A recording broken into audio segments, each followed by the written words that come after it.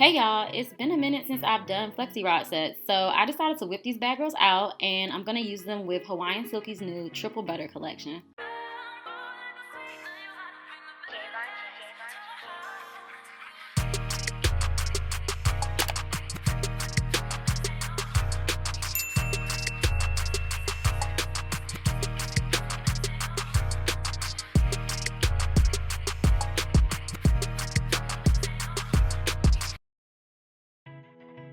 Collection consists of a shampoo, conditioner, milk leave-in conditioner, butter, a curling buttercream, and the Curl Whip foaming mousse. So first up, I'm shampooing my hair with the Hydrate and Define shampoo. This collection is supposed to be for dry hair and comprises of 3 butters, which are mango butter, murumuru butter, and shea butter to hydrate, define, and seal in moisture. And even though I have medium thick density hair, my actual strand size is fine. So I was a little worried about this because sometimes mango butter and shea butter can make my hair really oily or like weighed down when they're not blended up really well. But we're gonna see, y'all. So as far as the shampoo, this has a really thick kind of creamy lather. I wasn't able to start detangling and pulling like knots apart with it, but it did leave my hair feeling good and soft. Nothing really spectacular, but this is a good, decent cleansing shampoo. My hair was not stripped, it felt nice, but there was nothing like spectacular for me to say about it. So I did deep condition, and I really don't use regular conditioners, y'all. If I'm gonna condition my hair, I might as well just deep condition. So I skipped over the conditioner they have in this collection. But right after deep conditioning, I applied the Curl Milk Leave-In, and I was pleasantly surprised. I thought this would be thick and just kind of sit on top of my hair because, like I said, I have fine strands, which mean like my individual strand sizes are really thin. And the fact that I have low porosity usually means like butter-rich, heavy products are just not gonna go well on my hair. Just kind of like sit right on top of it, but this actually my hair absorbed this nicely. And side note, if I put something on my hair and it starts to feel oily or my hair starts to get stiff and like not easy to manage, I will stop right there and I will not continue. A lot of people ask me about negative reviews. Well, I don't do them because I know my hair, and I can feel when something isn't doing right on my hair when I'm applying it. So I'll stop and start the whole wash day over and go back to something that I know. I don't have time to be going through using something I know I'm not liking off the gate and potentially damage my hair or end up with dry hair just having to wash it and over manipulate. I don't have time for that. The only time it trips me up is when something ends up flaking out of nowhere, but that rarely happens because I tend to not mix brands together during my wash day, so it really doesn't happen often. So next up, I use the curling buttercream and the Curl Whip foaming mousse for styling, and I'm gonna tell y'all how to do the rods, then I'm gonna break down how the products work for me. So first step is to secure the rods around the end. You can either wrap it around with your fingers or you can put the rod at the very end of your hair and start rolling upward. And then when you roll upward, just make sure the hair overlaps a time or two so it doesn't just slip off when you start pulling. Then after you secure the end, you're going to coil the rod around the hair. You want to take the rod and twirl it around as you're rolling upward.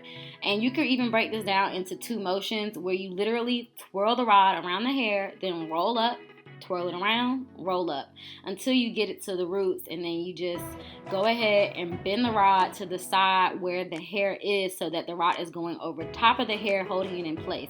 If you bend it and the rod is just not secure and flopping everywhere, you did it the wrong way. Bend it to the other side. So this buttercream is a little thicker than the actual leave-in, and I'm just gonna jump ahead and let y'all know. Y'all, I woke up the next day and my forehead was so oily. I was like, dang it, this is it. I got I knew better because those butters that was in it. And I'm gonna tell y'all more during the takedown, but basically I applied too much of this buttercream.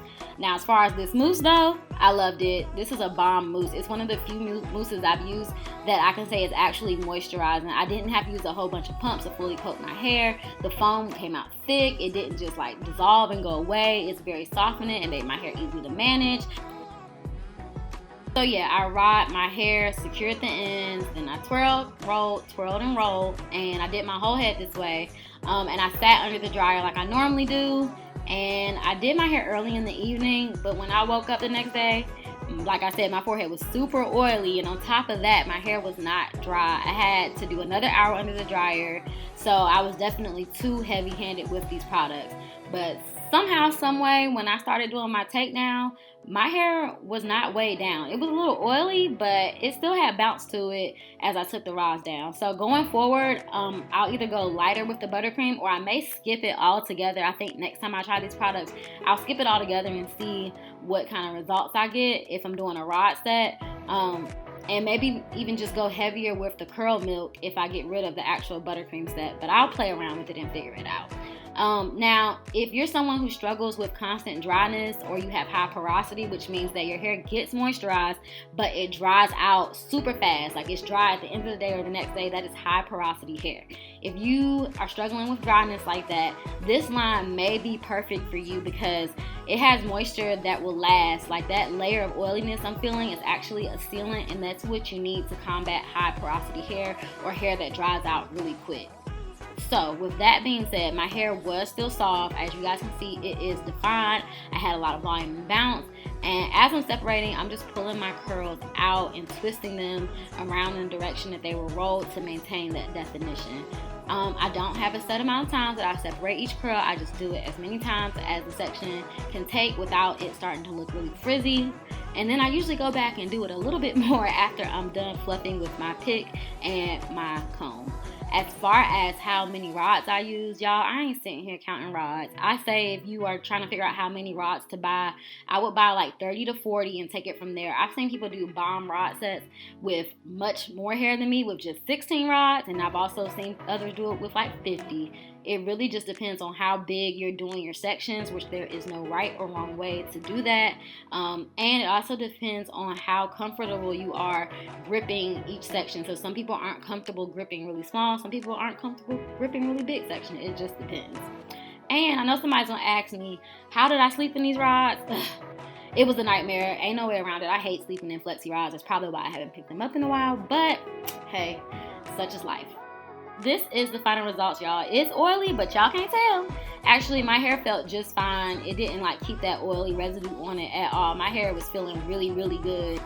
And yeah, that's it. If you guys want more videos, make sure you like this video and comment. Let me know some more styles you want to see. And if you're new to my channel, go ahead and hit that subscribe button and cut the notifications on, girl. Yeah, thank you guys so much for watching. Bye.